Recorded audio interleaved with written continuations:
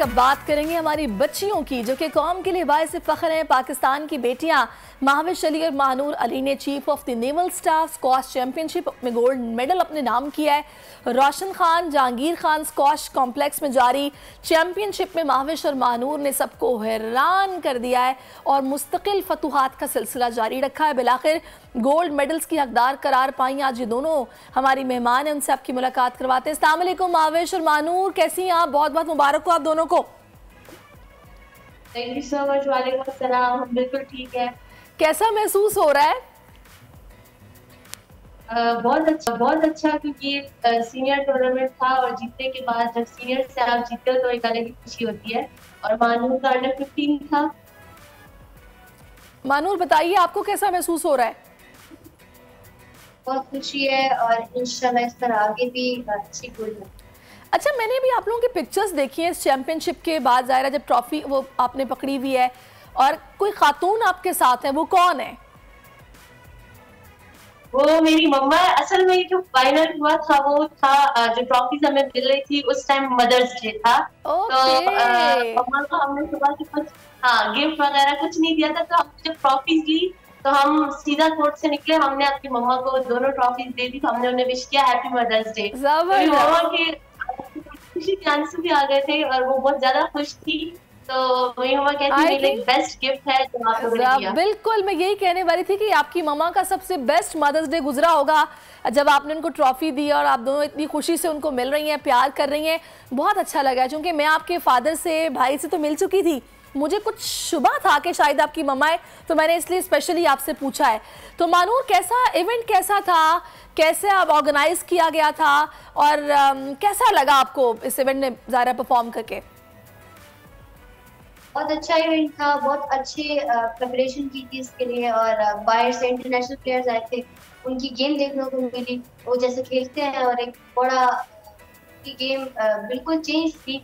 क्योंकि हम लोग जूनियर खेलते तो जूनियर से फिर सीनियर की बहुत अच्छी गेम होती है। तो उनकी गेम देख के हमें बहुत कुछ सीखने को मिला और फिर जीत की खुशी भी अलग थी। तो बहुत अच्छा लगा। क्या बात है जी, ज़बरदस्त। अच्छा, अब मुझे ये बताएगा कि जिस तरह ये इवेंट हुआ है आपके साथ फाइनलिस्ट कौन था और मुकाबला ज़ाहिर है कैसा रहा? टफ था या फिर आपको शुरू में ही फील हो गया था कि भाई कर लेंगे? माविश आप बताइए। मुझे यही लगा था कि मेरा फर्स्ट खेल से था। तो मैं सोच रही थी कि मैं किस तरह खेलूंगी, मुझे पॉइंट्स चाहिए थे इस टूर्नामेंट के। तो मैंने यही सोच के मैं गई कि इंशाल्लाह मैं जीत कर आऊंगी, अपनी पूरी कोशिश करूंगी और इस उम्मीद से गई थी कि फाइनल की ट्रॉफी मेरी है। तो फर्स्ट राउंड इजी था मेरे लिए, फिर क्वार्टर मेरा थोड़ा टफ आया था सना बहादुर के साथ, उसका क्या 3-1 हुआ, मैं जीत गई। सेमीफाइनल मेरा कराची की लड़की के साथ था और फिर फाइनल मेरा रोशना महबूब के साथ था, वो भी 3-1 हुआ और बहुत क्लोज मुकाबला हुआ, बहुत अच्छी फाइट हुई हमारी। तो ये था कि मैं यही जज्बे से गई थी कि मैं जीत कर आऊंगी और मैं अल्हम्दुलिल्लाह जीत कर आई। जबरदस्त। मेरा यही सवाल मानूर आपसे भी है। मेरी भी बहुत अच्छी फाइट हुई क्योंकि मैं अंडर 15 सैरिश अंडर 15 नंबर 1 तो इस बार सैरिश नहीं आई थी। तो मैं मतलब ज्यादातर मैं सैरिश फाइनल खेलते हैं। तो मैं पहला मैच भी अच्छा था बहुत, फिर क्वार्टर फाइनल अच्छा था, मेरा सेमी भी अच्छा था, बहुत अच्छी फाइट्स हुई। लेकिन क्योंकि हमने ज्यादा ट्रेनिंग की थी और हमारी गेम लेवल थोड़ा अच्छा है तो उसकी वजह से हम लोग जीत गए, लेकिन फाइट बहुत अच्छी हुई। क्या बात है, ज़बरदस्त। अच्छा, मुझे ये बताइएगा माविश, जो हमारे यहाँ जिस तरीके से सहूलियात हैं, फैसिलिटीज़ हैं स्क्वाश के प्लेयर्स के लिए, जैसे कोर्ट्स बने हुए हैं, क्या ख्याल है ये इंटरनेशनल स्टैंडर्ड से मैच करते हैं या फिर कभी मुकाबला ज़ाहिर है आप लोगों का तो होता रहता है इंटरनेशनल प्लेयर्स के साथ, क्या इस वजह से कभी आप लोगों को ये फील हुआ है कि नहीं हम इस वजह से कुछ पीछे हैं या हमारी तैयारी वैसे नहीं है या हम उस लेवल से इनको मीट नहीं कर रहे? कभी ऐसा हुआ है माविश? एक्चुअली हमारे जो कोर्स और फैसिलिटीज है चले वो थोड़े बेहतर है, इतने भी बुरे नहीं है, अच्छे हैं। खासकर जहाँ मैच हुआ वहाँ का ग्लास कोर्ट और बाकी कोर्ट्स वो बहुत इंटरनेशनल स्टैंडर्ड के थे। तो उसमें खेलने में बहुत अच्छा लगा, मजा आया खेलते हुए। और ये है कि आगे जो मैं कहती हूँ कि इंटरनेशनल प्लेयर्स हम में यही डिफरेंस है कि वो लोग उनका एक्सपोजर ज्यादा होता है, वो लोग ज्यादा इंटरनेशनल टूर्नामेंट्स खेलते हैं और हम नहीं खेल पाते due to lack of facilities and lack of finance issues. तो मैं कहती हूँ कि इसकी वजह से हम पीछे रह जाते हैं। बाकी हमारी गेम और उनकी गेम सेम ही है, मेहनत भी उनसे ज्यादा करते हैं, लेकिन सपोर्ट नहीं होती प्लेयर को, इसलिए जो है तो वो लोग फिर आगे नहीं जा पाते। जैसे बाकी इंटरनेशनल प्लेयर्स का एक्सपोजर, एक्सपीरियंस, हर चीज उनकी बहुत अच्छी है, इसलिए। क्या बात है, बेहतरीन। अच्छा मनूर, आपके भी कुछ इसी तरह के व्यूज हैं या फिर आप कुछ डिफरेंट सोचती हैं? मेरा भी यही सेम है कि वो लोग भी कि उनको बहुत ज़्यादा डाइट की भी फैसिलिटीज़ है, उनको हर चीज़ का गाइड दिया जाता है, ट्रेनिंग शेड्यूल दिया जाता है अलग, बल्कि हमें यहाँ पे हमें बनाना पड़ता है अपना शेड्यूल खुद, लेकिन उनको वहाँ पे क्लब अकेडमी प्रोवाइड किया जाता है अपनी अकेडमी की तरफ से। तो हर प्लेयर को उसका टाइम मिलता है, प्रॉपर ट्रेनिंग का प्रॉपर शेड्यूल होता है, कौन सा टूर्नामेंट खेलना है, कौन सा नहीं खेलना, इस दिन क्या ट्रेनिंग शेड्यूल होगा।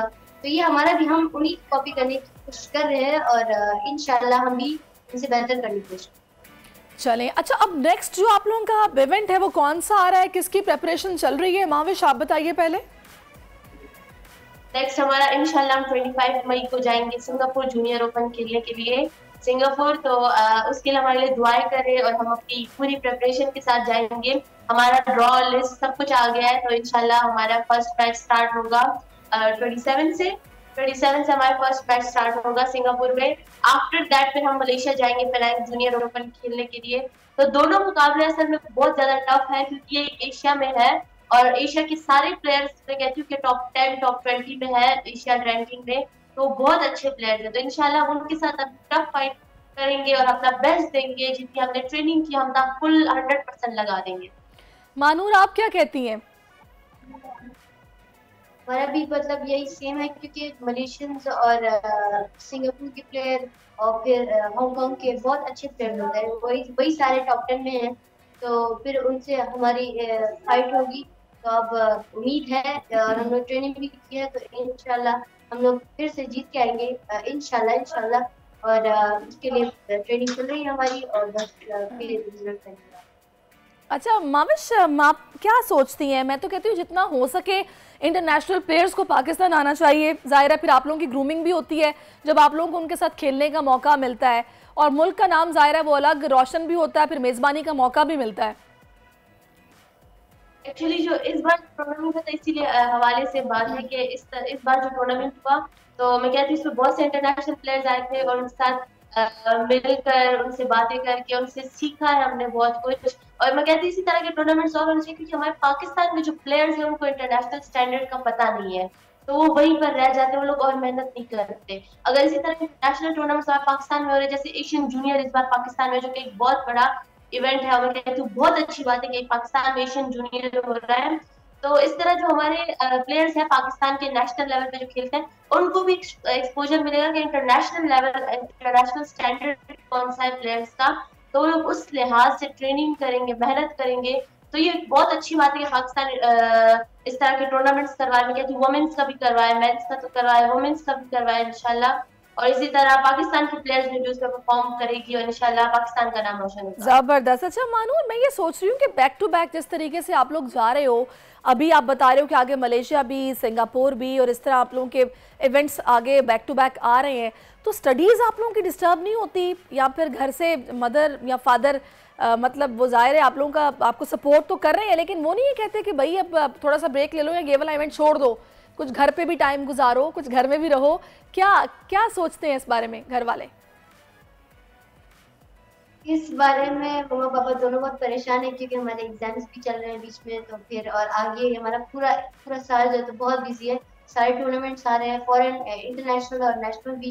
तो उसी के लिए हम लोग अब देख रहे हैं कि हम लोग क्या करें, क्योंकि हम लोग घर में पढ़ते हैं तो इतना कोई ज़्यादा मुश्किल नहीं होता, लेकिन जब एग्जाम्स या टेस्ट या इस तरह कुछ आ जाता है फिर थोड़ा मुश्किल होता है, लेकिन हम मैनेज कर लेते हैं। घर में बैठने की बात हम खुद पापा को कहते हैं कि हम घर में थोड़ा बैठ जाते हैं, कहीं घूमने चलते हैं, इस तरह से। तो हम हफ्ते में 1-2 दिन निकाल लेते हैं, हम घूमने चलते हैं कहीं पर, या इस तरह आउटिंग कर लेते हैं, तो उसमें थोड़ा सा आपका माइंड फ्रेश हो जाता है। तो आप लोग कहाँ जब घूमने जाते हो तो कोशिश करते हो कि शहर में ही रहो, या फिर आउट ऑफ टाउन आप लोग घूमने जाते हो, किस तरह खुद को फ्रेश करते हो आप लोग? मैं कहती हूँ हाँ, नेचर वाइज से मतलब हम कहते हैं कि इस तरह कोई सराउंड में जहाँ ट्रीज या नेचर ज्यादा अच्छा हो और जहाँ पर हम थोड़ा माइंड को रिलैक्स कर सके, तो इस तरह हम पार्क वगैरह चले जाते हैं जहाँ पर सिर्फ हम बैठकर फैमिली हम गैदरिंग करते हैं, थोड़ी गपशप लग जाती है। और क्योंकि ज्यादातर हम मम्मा पापा के साथ सही, अब तो खैर वैसे नेक्स्ट मंथ ईद भी आ रही है, तो ज़ाहिर है ईद पर तो वैसे ही बड़ी गेट टुगेदर्स होते हैं और सब मिलके बैठते हैं। अच्छा, अब माविश मुझे ये बताओ कि अभी जो नेक्स्ट इवेंट्स आ रहे हैं जिनमें आप लोगों ने पार्टिसिपेट करना है, उसके लिए तैयारी कैसे कर रहे हो? डाइट का ख्याल भी रखा जा रहा है, फिजिकल एक्टिविटी, प्रैक्टिस, सभी कुछ चल रहा है? एक्चुअली जब टूर्नामेंट बहुत नजदीक आ जाता है तो हम उससे 10 डेज पहले या 2 वीक्स और हम ट्रेनिंग वगैरह जो टफ ट्रेनिंग होती है या फिजिकल फिटनेस होती है हम छोड़ देते हैं, क्योंकि उसकी वजह से आपकी बॉडी बहुत ओवरलोड हो जाती है। तो आपको वो लोड कम करने के लिए वो ट्रेनिंग छोड़नी होती है और बहुत इजी लेवल पे आ जाना चाहिए। तो हम ज्यादातर मैचेस खेलते हैं, मैं सर के साथ जो है सिर्फ प्रैक्टिस करती हूँ, सिर्फ शॉर्ट की प्रैक्टिस करती हूँ और ज्यादातर हम मैचेस ही खेलते ताकि चले जी, जबरदस्त। मानूर और Mavish, all the best. Subscribe करें और बेल दबाएं ताकि कोई खबर रह न जाए।